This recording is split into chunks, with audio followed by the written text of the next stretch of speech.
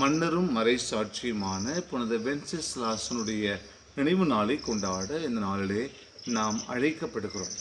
தன்னுடைய பாடுகளை ஆண்டவர் இயேசு தன்னுடைய சீடர்களிடம் முன்னறிவிக்கிற நிகழ்வு இந்த நற்செய்தியாகும்.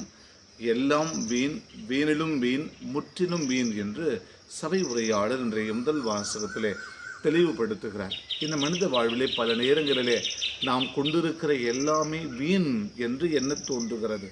ஆனாலும் அதையும் கடந்து எப்படி ஆண்டவர் இயேசு தன்னுடைய பாடுகளை சீடர்களுக்கு அறிவித்தாரோ, துன்பங்களை ஏற்றுக்கொள்ள வேண்டும் என்று கற்றுக் கொடுத்தாரோ, அப்படித்தான் மனித வாழ்விலே துன்பங்களை, சவால்களை, தடைகளை நாம் தாண்டி துன்பங்களை ஏற்றுக்கொண்டு வாழ வேண்டும் என்பதையும் இந்த நாளிலே நாம் கற்றுக்கொள்கிறோம்.